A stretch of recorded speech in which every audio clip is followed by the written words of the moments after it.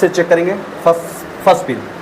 और दूसरा पिन हमें ये जो होता है यहाँ पे एक कॉइल लगा होता है, ऑलवेज जो होता है वो आईसी से निकलती है, और वो इनपुट जो होती है वो स्टेप डाउन सेक्शन में होती है। खुद कराते हैं इनेबल, तो ये हमें मिलती है आईसी के इस वाली पिन से।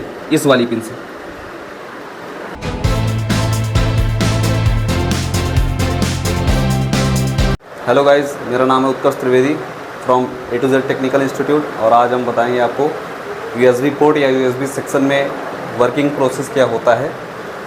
और आइए हम आपको एक एक स्टेप बाय स्टेप, और क्या फॉल्ट आती है और क्या कहाँ चेक करना चाहिए, किससे क्या बीप करता है, हम आपको बताएंगे। ये हमारा USB सेक्शन है, या समझ लीजिए USB पोर्ट है। ये USB पोर्ट में क्या होता है कि पहला पिन जो होता है वो ग्राउंड से एक्चुअली बीप करेगा, हमेशा बीप करेगा। तो अगर हमें चेक करना है ग्राउंड से, हम USB पोर्ट का फर्स्ट पिन ग्राउंड से बीप करेंगे, मल्टीमीटर को बीप रेंज पे लगा के ग्राउंड से चेक करेंगे फर्स्ट पिन। और दूसरा पिन हमें ये जो होता है यहाँ पे एक कॉइल लगा होता है, ये कॉइल लगा होता है, और एक इधर कॉइल लगा होता है। इसे हम L1 और इसे L2 बोलते हैं।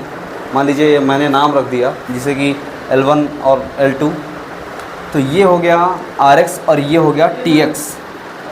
ये RX हो गया और ये हो गया TX। ये RX, ये TX। तो सेकंड नंबर पिन हमको RX चेक करना है, और थर्ड नंबर पिन हमें TX चेक करना है। यानी कि L1 RX हो गया और L2 TX हो गया। और ये हमारा सिग्नल बनाएगा डायरेक्ट PCH या ICH या SOC से डायरेक्ट बनाएगा, सिग्नल बनाएगा।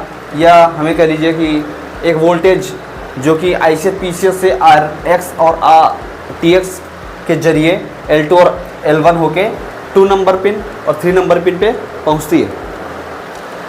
अगर इसमें और इधर जो फोर्थ नंबर पिन हमारा होता है, जो हमारा फोर्थ नंबर पिन होता है, इस पे हम चेक करेंगे 5 वोल्ट ऑलवेज चेक करेंगे, जो कि LDO से निकलता है एक 5 volt always. LDO step down section से ऑलवेज चेक, मतलब स्टेप डाउन सेक्शन की IC से, स्टेप डाउन सेक्शन की IC से 5 वोल्ट ऑलवेज निकलता है। तो वो सिग्नल हमें यहाँ पे हमेशा ये चेक करना है कि 5 वोल्ट ऑलवेज और ओनली 5 वोल्ट में काफ़ी अंतर होता है। दोनों का निकलना या इनपुट और आउटपुट चेंज होता है, क्योंकि ऑलवेज जो होता है वो IC से निकलती है, और वो इनपुट जो होती है वो स्टेप डाउन सेक्शन में होती है, और आउटपुट जो होता है वो IC से होता है, स्टेप डाउन की IC से।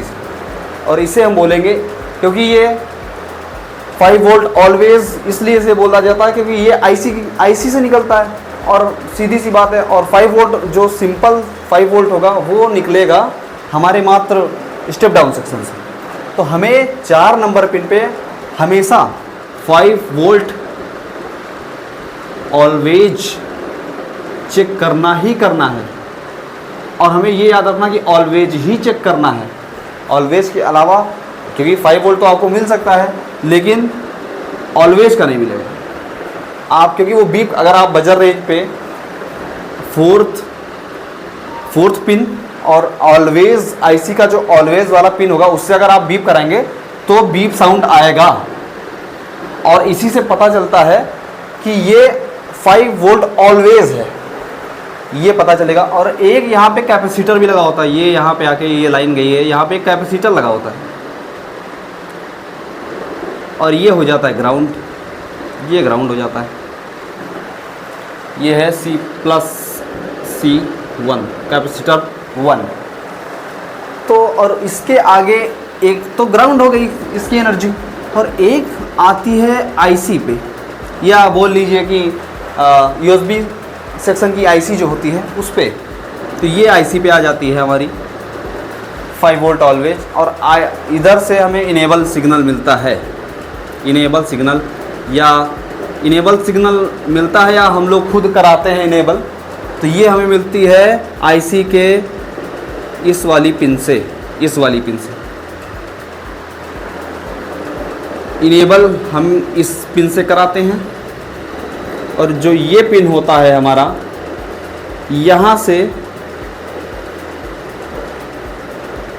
5 वोल्ट ऑलवेज बनता है। और इसकी जो ये पिन होती है, इसमें आपको साफ साफ दिख रहा होगा कि ये ग्राउंड हो जाती है।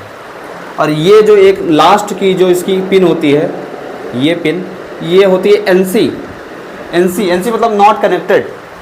ये किसी भी से, ये ना किसी से बीप करेगी, ना इस पर कोई वोल्टेज बनेगा, ये नॉट कनेक्टेड है, मतलब एनसी, शॉर्ट फॉर्म में इसे एनसी बोलते हैं। तो एक्चुअली में अगर हमें चेक करना है कि L1, अगर हमें सेकंड नंबर पिन चेक करना होगा तो हमें L1 पे L1 का RX चेक करना होगा, RX। और 3 नंबर पिन जब हमें चेक करना होगा तो हम L2 पे TX चेक करेंगे। अगर ये है तो ये ओके है, अगर नहीं ओके है तो कई प्रकार की समस्याएं आ जाती हैं, जैसे कि USB not working, USB sometime connect and sometime disconnect, and USB not recognized, and USB। और हमें ये भी चेक